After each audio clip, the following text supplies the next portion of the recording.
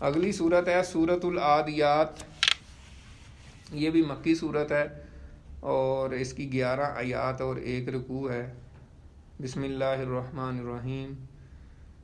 والعادیات ضبحا فالموریات قدحا فالمغیرات صبحا فأثرن به نقعا فوسطن به جمعا ان الانسان لربه لکنود وانه على ذلك لشهید وانه لحب الخیر لشدید افلا یعلم اذا بوسر ما فی القبور وحصل ما فی الصدور ان ربهم بهم یومئذ لخبیر۔ صدق اللہ العظیم۔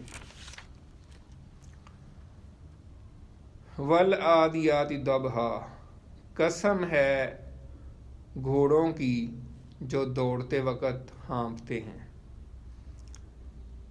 عادیات جو ہے یہ لفظ جو ہے وہ عادی سے مؤنث بنتی ہے عادیتن، اور اس کی جمع ہے عادیات، اور کوئی بھی دوڑنے والی چیز ہو سکتی ہے، لیکن ذبحن کا مطلب ہوتا ہے گھوڑے کا ہانپنا، تو اس وجہ سے یہ لفظ جو ہے پھر گھوڑوں کے لیے اس کا ترجمہ کیا جاتا ہے، یعنی قسم ہے ان گھوڑوں کی جو دوڑتے وقت ہانپتے ہیں۔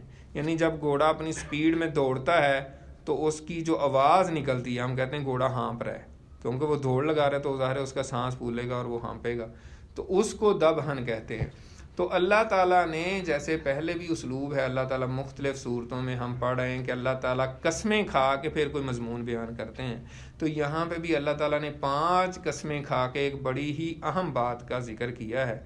تو پہلی قسم یہ ہے، قسم ہے دوڑنے والے اور ہانپنے والے گھوڑوں کی، فالموریات قدحا، اور چنگاریاں اڑاتے ہوئے، اپنے سموں سے چنگاریاں اڑانے والے گھوڑوں کی قسم۔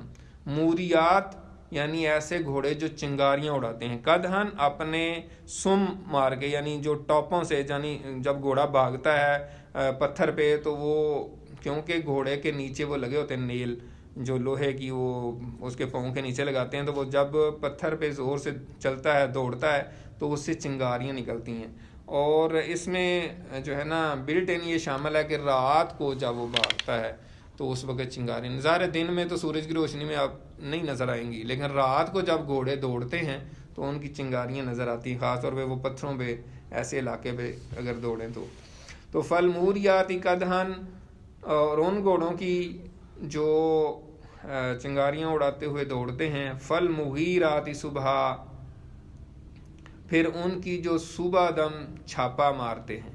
مغیرات چھاپا مارنے والا، غارت جو ہے نا اردو میں بھی استعمال ہوتا ہے غارت گری، تو یعنی غارت گری کرنا یعنی صبح کے وقت دھاوا بول دینا، صبح یعنی صبح کے وقت یہاں پہ مراد ہے۔ تو یہ اصل میں عربوں کی ایک تاریخ بتائی جا رہی ہے، عربوں کا ایک محاورہ بتایا جا رہا ہے کہ وہ کیا کرتے تھے۔ اصل میں عرب میں دشمن کے اوپر حملہ کرنے کا عام طور پہ طریقہ کار یہ تھا کہ وہ رات کو سفر کر کے دشمن کے قریب پہنچ جاتے تھے، اور پھر رات کو وہ شب خون نہیں مارتے تھے۔ دنیا میں اور لوگ رات کو شب خون مارنے کا رواج تھا جنگوں میں، یعنی کسی دشمن کے اوپر رات کو ہی جا کے حملہ کر دیا سوئے ہوئے تو اس کو مار دیا، لیکن عرب اس کو اپنی شان کے خلاف سمجھتے تھے، کہتے تھے یار یہ تو بہت گھٹیا حرکت ہے کہ رات کو کسی کو سوئے ہوئے کے اوپر حملہ کر دیا جائے، ٹھیک ہے نا، تو وہ صبح کا انتظار کرتے تھے۔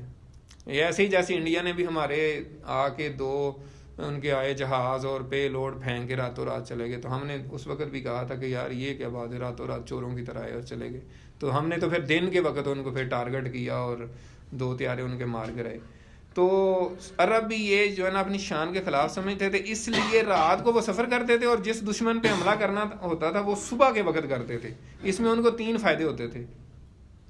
ایک تو یہ ہے کہ صبح صبح کسی دشمن پہ حملہ کیا جائے، ابھی وہ سنبھل ہی نہیں ہوتا، یعنی ایک بندہ ابھی صبح ناشتے کے وقت، صبح لوگ ظاہر سی بات ہے تیار تو نہیں بیٹھے ہوتے تھے، تو وہ پتہ ہی نہیں چلتا تھا، وہ بیچارے ابھی سنبھل بھی نہیں پاتے تھے کہ حملہ ہو جاتا تھا۔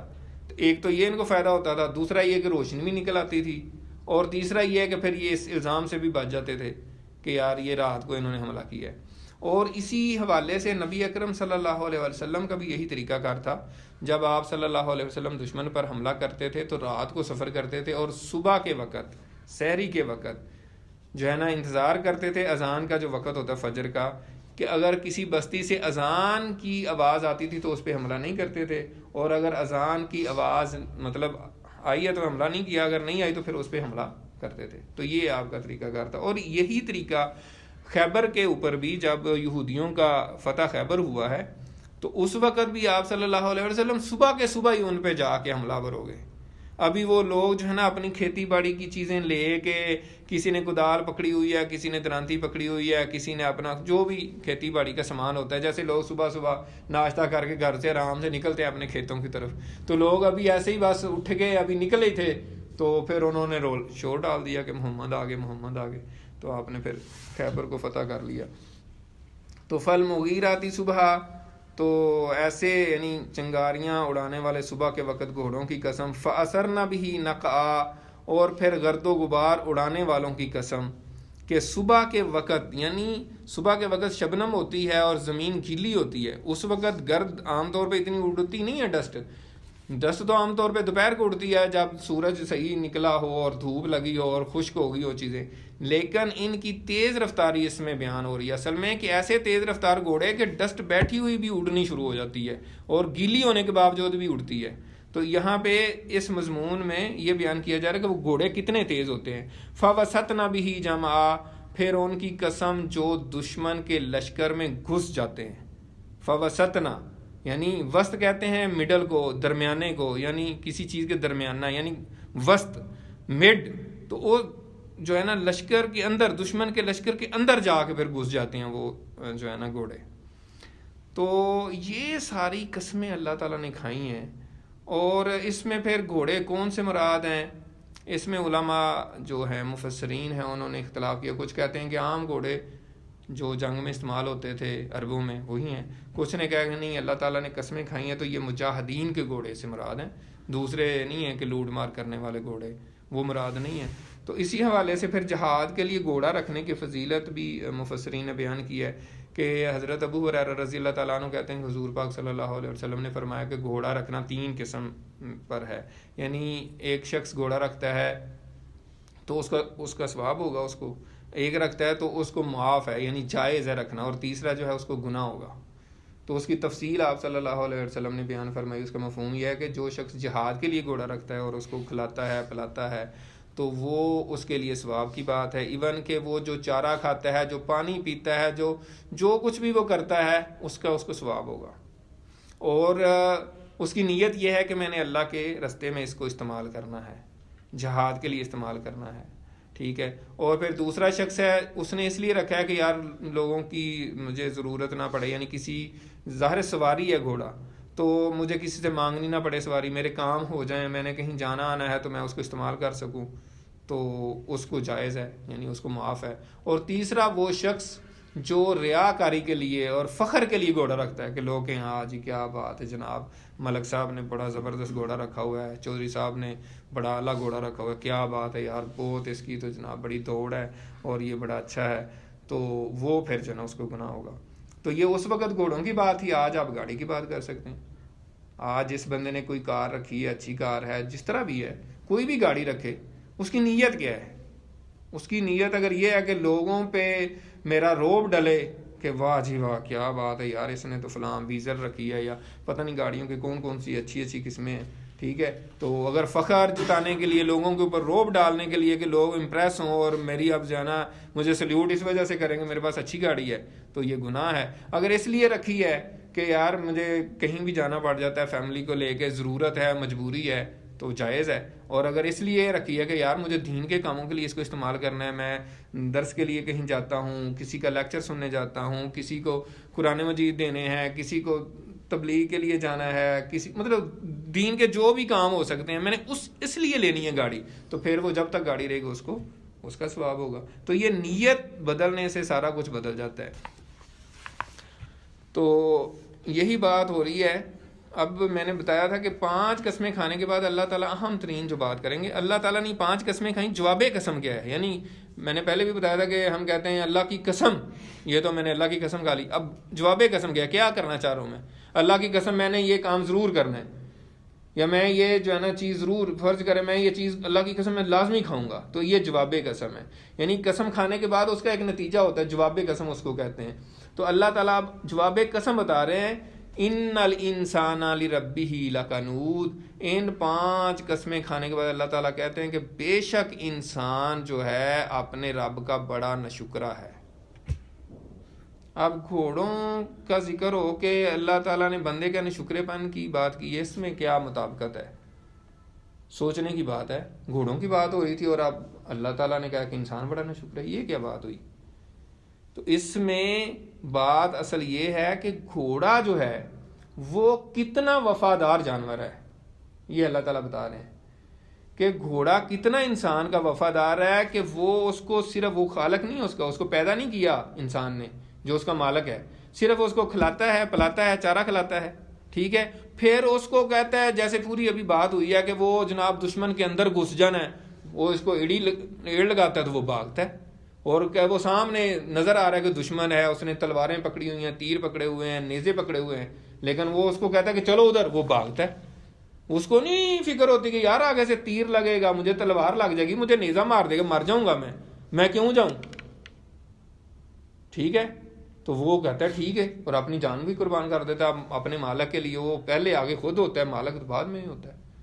اور آپ دیکھیں ہیں جنگوں میں، آپ دیکھیں ساری سٹوریاں آپ دیکھتے رہتے ہیں، ڈرامے بھی دیکھتے رہتے ہیں ارطغرل غازی کا، تو سارا اس طرح ہی ہوتا ہے۔ اب اللہ تعالیٰ کہہ رہے ہیں کہ بے شک انسان جو ہے وہ اپنے رب کا بڑا ناشکر ہے۔ اللہ تعالیٰ نے جب سارا کچھ دیا ہے، اللہ تعالیٰ اس کا مالک ہے، تو یہ اپنے جان اور مال کتنا اللہ تعالیٰ کے لیے خرچ کرتا ہے، اپنے آپ کو کتنا کھپاتا ہے، اللہ تعالیٰ کے لیے کتنا کہتا ہے کہ یا اللہ میں کوئی بھی جنگ ہے، کہیں پہ بھی تو مجھے بھیجے گا تو میں جو مجھے ایڑی لگائے گا اور میں ایسے بھاگ کے جاؤں گا، کتنا جاتا ہے۔ یہ تو اپنی جگہ سے ٹس سے مس نہیں ہوتا، ایسے ہی نہیں ہے، ترلے منتیں کر کر کے اس کو کہنا پڑتا ہے، اور پھر جا کے جناب جوں کی طرح وہ رینگتا ہوا بڑی مشکل سے گھسیٹ کے جو ہے نا وہ جاتا ہے۔ یعنی انسان جو ہے بڑا ہی واقعی ناشکر ہے۔ اور قنوط کا مطلب یہ بیان کیا گیا ہے کہ جو مصیبت آئے، پریشانی آئے، کوئی بھی اس پہ تو بڑا واہ ویلا مچائے کہ یار کیا ہے سوسائٹی میں رہنا، یہاں تو گیس ہی نہیں ہے، یہاں تو پانی نہیں ہے، ہر وقت یہی تذکرہ کرے، لیکن جو اللہ تعالیٰ نے نعمتیں دی ہیں اس کا ایک دفعہ بھی ذکر نہ کرے کہ یار اللہ تعالیٰ نے مجھے گاڑی دی ہے، گھر دیا ہے، بچے دیے ہیں، نعمتیں دی ہیں، فلان دیا ہے، اس کا نہیں ذکر اس نے کرنا۔ لیکن یہ ہے کہ وہ بس جو نعمت نہیں ہو اس کا وہ ہر وقت ڈنڈورا پیٹتا رہے، اللہ تعالیٰ پہ شاکی ہو، شکایتیں کرے، اللہ کی تقدیر پہ اس کو ناراضگی ہو کہ یار یہ کیا اللہ تعالیٰ نے بنا دیا، یہ کیوں کر دیا ہے، اور یہ ایسا کیوں ہے، فلاں ملک نے ایسے کیوں کر دیا ہے، ہمارے ملک میں یہ کیوں ہے، وہ کیوں ہے، اس طرح کی باتیں کرے گا۔ لیکن جو نعمتیں اللہ تعالیٰ نے دی ہیں اس پہ اس کو شکر کی توفیق نہیں ہوتی۔ تو ایسا جو انسان ہے اس کو قنوط کہتے ہیں۔ اور بھی اس کے مطلب بیان کیے ہیں کہ اللہ تعالیٰ کی نعمتیں کھائیں لیکن گناہ کے کام کرے، یہ بھی قنوط ہے۔ اور اللہ تعالیٰ کی نعمتوں کا تو ذکر کرے لیکن جس نے نعمتیں دی اس کا شکر ہی نہ ادا کرے۔ وَإِنَّهُ عَلَىٰ ذَلِكَ لَشَهِيدٌ، اور وہ اس پر گواہ بھی ہے، شاہد ہے، یعنی اس کو پتہ ہے۔ اور یہ گھوڑے کی مثال جو ہے نا وہ پتہ ہے اس کو کہ گھوڑا کتنا وفادار جانور ہے، وہ دیکھ بھی رہا ہے۔ اور بھی جانور ہیں جیسے کتا ہے، تو مطلب یہ ہے کہ دیکھ رہا ہے کہ جانور اتنے اپنے مالک کے وفادار ہیں، لیکن یہ ضرور اس کو سوچنا چاہیے کہ وہ اپنے مالک کا کتنا وفادار ہے اور کتنا حکم ماننے والا ہے۔ وَإِنَّهُ لِحُبِّ الْخَيْرِ لَشَدِيدٌ، اور وہ مال کی محبت میں بہت ہی سخت ہے۔ وَإِنَّهُ لِحُبِّ الْخَيْرِ لَشَدِيدٌ، اس کی ترکیب ہم یوں کر سکتے ہیں، وَإِنَّهُ لَشَدِيدٌ، بے شک وہ بڑا شدید ہے، لِحُبِّ الْخَيْرِ یعنی مال کی محبت میں۔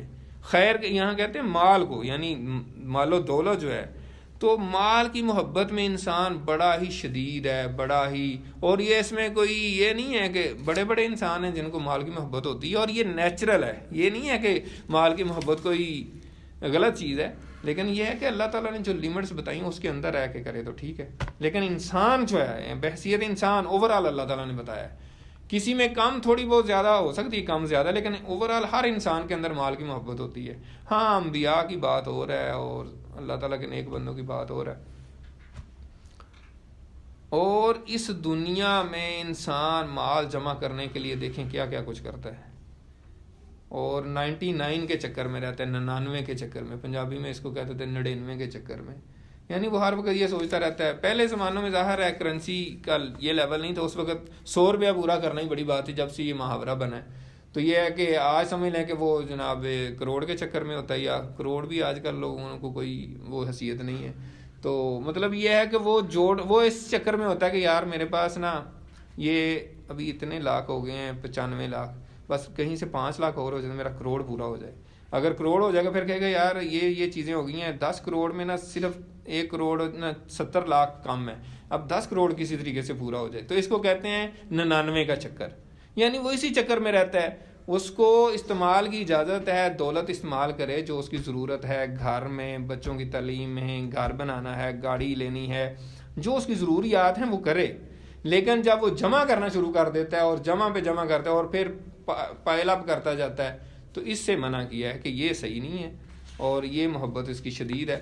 اور اس پہ جو ہے نا حدیث بھی ہے، ایک واقعہ بھی ہے کہ بصرہ جو ہے عراق میں اور عمان کے درمیان میں ایک شہر ہے بحرین، وہ ابھی بھی ہے. تو حضور پاک صلی اللہ علیہ وسلم کے دور میں حضرت انس رضی اللہ تعالیٰ عنہ فرماتے ہیں کہ وہاں سے بڑا مال آیا، یعنی کہ جس طرح زکوٰۃ کا یا اور جہاز سے مختلف انداز سے مال آتا تھا، بہت بڑی رقم آئی. تو نبی پاک صلی اللہ علیہ وسلم کو بتایا گیا، تو آپ نے فرمایا کہ مسجد میں سارا مال جو ہے نا رکھ دیں، ساری دولت، جو بھی درہم وغیرہ تھے، چاندی، یعنی چاندی سمجھنے ہوتی تھی. تو آپ نے دیکھا تک بھی نہیں ہے اس دولت کی طرف، اور آپ نے نماز پڑھائی، اور نماز کے بعد پھر نا آپ بیٹھ گئے اور جو کوئی بھی نظر آ رہا تھا آپ اس کو دیتے جا رہے تھے.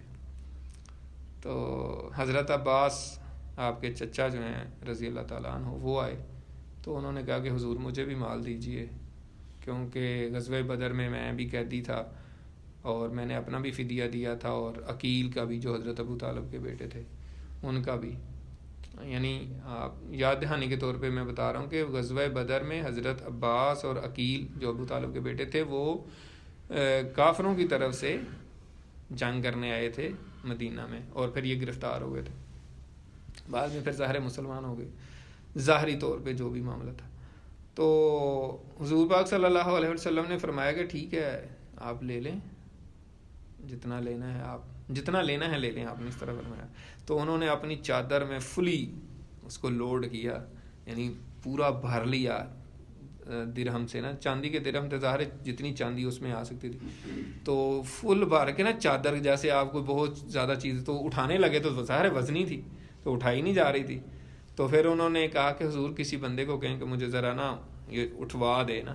تو آپ نے فرمایا یہ نہیں ہوگا، آپ جتنا اٹھا سکتے ہیں اٹھا لیں، آپ میں کسی کو نہیں کہوں گا کہ آپ کو جو ہے نا ہیلپ کرے. تو انہوں نے کہا اچھا کسی کو نہیں کہنا تو آپ خود ہی اٹھوا دیں. آپ نے فرمایا نہیں یہ بھی نہیں ہو سکتا. انہوں نے کہا اچھا. انہوں نے کچھ درہم اس میں سے نکال دیے اور پھر کوشش کی، پھر بھی نہیں اٹھائے گئے. تو پھر انہوں نے وہی بات کی کہ حضور کسی سے کہیں. آپ نے فرمایا نہیں یہ نہیں ہو سکتا. اور پھر اگین انہوں نے کہا کہ حضور آپ ہی تھوڑا آسرا کر دیجئے، تھوڑا سا ہیلپ کر دیں. تو آپ نے فرمایا یہ نہیں ہو سکتا. انہوں نے اور درہم پھر نکالے اور پھر بڑی کوشش سے انہوں نے اپنے کندھے پہ اٹھا لیا اور چل پڑے نا. تو حضور پاک صلی اللہ علیہ وسلم کو ان کو دیکھتے رہے جب تک وہ آنکھوں سے اوجھل نہیں ہو گئے. اور حضور پاک اس بات پہ حیران ہو رہے تھے کہ یہ دیکھیں انسان واقعی کتنا. اور یہ اس میں تنقیص نہیں ہے کسی صحابی کی، ظاہر ہے حضور پاک کے چچا تھے، لیکن یہ ہے کہ انسان، جو میں نے شروع میں بتایا تھا کہ ہر انسان کے اندر آئیے دولت کی محبت جو ہے ایک نیچرل چیز ہے، ٹھیک ہے نا، لیکن یہ ہے کہ جائز طریقے سے ہونی چاہیے. تو یہ بات ہو گئی. وَإِنَّهُ لِحُبِّ الْخَيْرِ لَشَدِيدٌ أَفَلَا يَعْلَمُ إِذَا بُصِرَ مَا فِي الْقُبُورِ. کیا انسان جانتا نہیں ہے کہ وہ کچھ بھی نکال باہر کیا جائے گا جو کچھ کے قبروں میں ہے، یعنی قبروں میں جو کچھ بھی ہے، یعنی جو بھی انسان ہے ان کو قبروں سے نکال لیا جائے گا. اب یہاں پہ قبر کا لفظ آیا ہے تو اس کا یہی مطلب نہیں ہے. بعض لوگ ایسے اعتراض کرتے رہتے ہیں نہیں جی آپ قبر کی بات کرتے ہیں یا عذاب قبر کی بات کرتے ہیں تو جو سمندر میں مر گیا یا کوئی شیر کھا گیا. تو مطلب اس کا یہ ہوتا ہے کہ انسان کا مدفن جو ہے وہ جہاں پہ بھی ہو، یعنی اگر کوئی بندہ سمندر میں ڈوب کے مر گیا ہے تو وہ اس کی قبر ہے، اگر کوئی کسی شخص کو شیر کھا گیا تو اس کا وہ اس کی قبر ہے. جیسے کہ ابو لہب کا بیٹا جو تھا عتیبہ، اس نے حضور پاک صلی اللہ علیہ وسلم سے بدتمیزی کی تو آپ صلی اللہ علیہ وسلم نے بد دعا دی اس کو کہ یا اللہ اپنے شیروں میں سے کوئی شیر یا اپنے کتوں میں سے کوئی کتا جو ہے نا اس کے اوپر مسلط کر دے. اب وہ تھے کافر، مشرک تھے، آپ کے دشمن تھے، شدید دشمن تھے، ٹھیک ہے، لیکن ان کو اتنا یقین تھا آپ صلی اللہ علیہ وسلم کی بات پہ جتنا آج کل کے نیک پاک مسلمان کو بھی آپ کی باتوں پہ یقین نہیں ہے. اس نے کہا کہ آپ انہوں نے کہہ دیا ہے تو ایسے ہی ہونا ہے، ایسے ہو کے رہے گا. تو وہ ڈر رہا تھا. لوگوں نے کہا کچھ نہیں ہوتا. وہ شام کے سفر میں گیا، تجارتی سفر میں یہ جاتے تھے، تو وہ ڈر رہا تھا. تو اس نے کہا کہ مجھے بچاؤ، مجھے، یا شیر اس نے دیکھ لیا تو اس نے کہا مجھے بچاؤ. تو لوگوں نے کہا کہ آپ پریشان نہ ہو.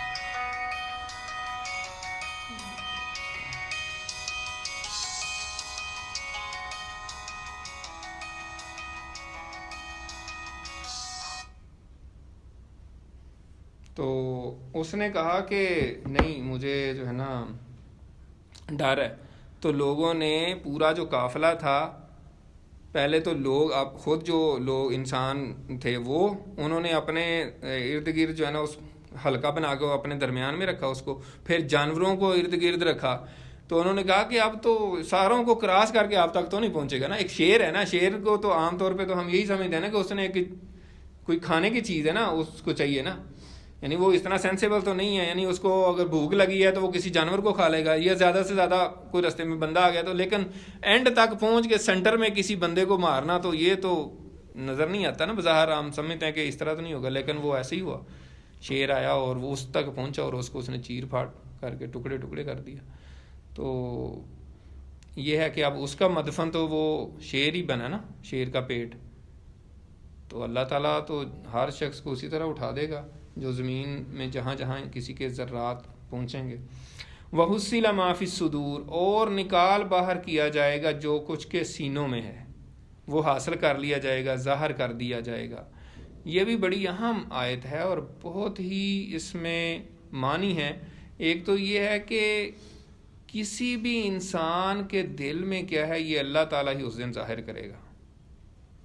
یعنی کیا نیتیں تھیں، کیا ارادے تھے، کیا سوچ تھی، وہ اس دن پتہ چلیں گی. دنیا میں کوئی کسی کے بارے میں کچھ نہیں کہہ سکتا. ہو سکتا ہے ایک بندہ آپ کو بڑا حاجی، نمازی، تہجدی اور بڑا نیک پاک لگے اور قیامت والے دن اس کو جناب لٹا کے صحیح طرح ڈنڈے پڑ رہے ہوں. اور ایک بندہ جس کو آپ ایسے ہی سمجھتے ہیں چلا اور درویش، اور آپ اس کو پتہ نہیں کیا کیا کچھ کہتے ہیں دنیا میں، اور قیامت کے دن اللہ تعالیٰ اس کو کہے گا یہ میرا محبوب بندہ ہے. اور اس طرح کی دنیا میں بھی بعد میں روایات میں ایسی مثالیں آئی ہیں. اس طرح کی مثال میں ایک تو یہ ہے کہ نبی اکرم صلی اللہ علیہ وسلم نے فرمایا کہ بعض لوگ ایسے ہیں کہ ان کو کوئی دعوت کرے تو ان کو دعوت پہ نہ بلائے. یعنی شہر میں دعوت کرے، بڑے بڑے لوگوں کو بلائے، لیکن ایسے لوگوں کو نہ بلائے کہ یار اس کو بلا کے کیا کرنا ہے، یہ تو ہمیشہ بندہ ہے، ٹھیک ہے. اور وہ کہیں رشتہ بھیجے اپنے لیے تو کوئی رشتہ قبول نہ کرے، لیکن وہ اگر اللہ پہ قسم کھا لے وہ بندہ تو اللہ تعالیٰ اس کی قسم پوری کرے. وہ کہتے ہیں نا کہ نہیں اللہ کی قسم ایسے ہی ہوگا تو ویسے ہی ہوگا. اللہ تعالیٰ کے ایسے بندے ہیں. اور اسی طریقے سے حضرت موسیٰ علیہ السلام کی جو قوم میں ایک واقعہ ہے، روایت ہے، یہ تو اسرائیلی روایت ہے، لیکن سبق کے لیے جو قرآن اور حدیث سے نہ ٹکرائے وہ ہم بیان کر سکتے ہیں. تو اس میں یہ ہے کہ ایک بندہ تھا تو وہ فوت ہو گیا، تو لوگوں نے سمجھا ایسے ہی گناہ گار سا فلاں ہے، یہ ہے وہ ہے، تو انہوں نے ایسے ہی اس کو پھینک دیا، روڑی جس کو کہتے ہیں نا جہاں پہ کچرا پھینکا جاتا ہے.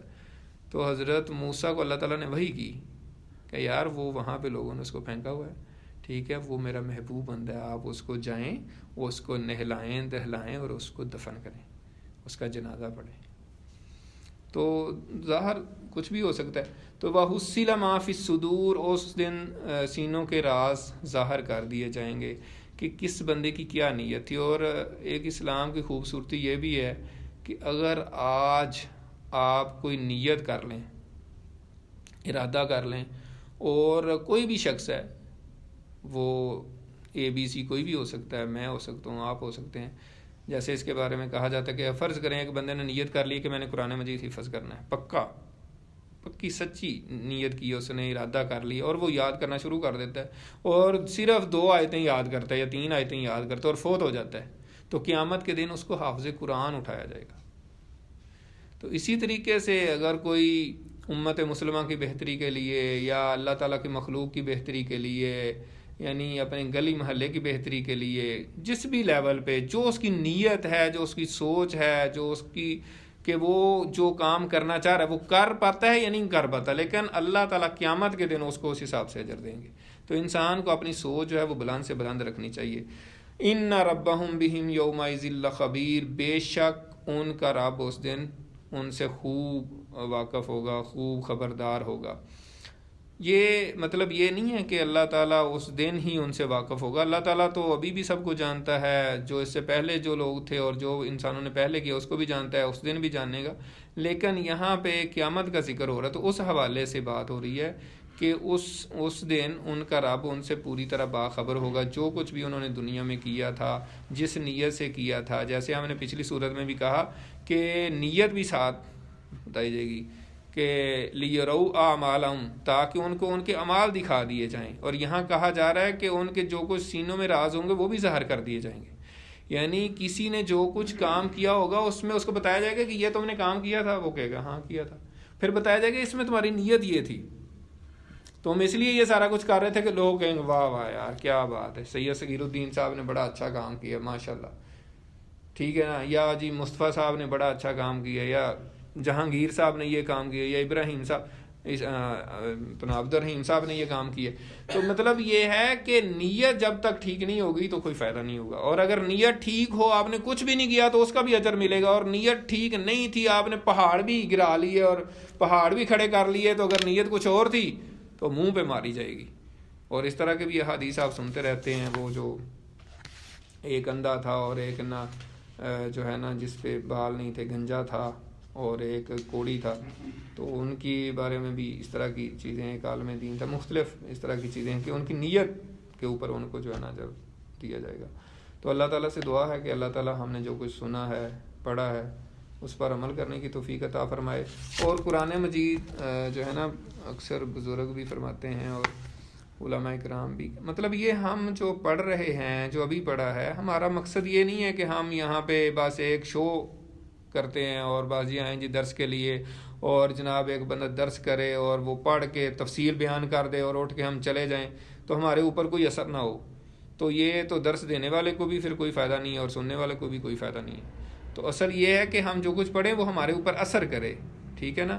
یعنی ہم جو کچھ بھی پڑھ رہے ہیں، دنیا کی محبت ہے اور اللہ تعالیٰ سینوں کے راز کھول دے گا، اور جو کچھ کیا ہوگا، ذرہ برابر نیکی کی ہوگی، ذرہ برابر برائی کی ہوگی، وہ اس کا جو ہے نا وہ بالکل ظاہر کر دیا جائے گا، وہ انسان دیکھ لے گا.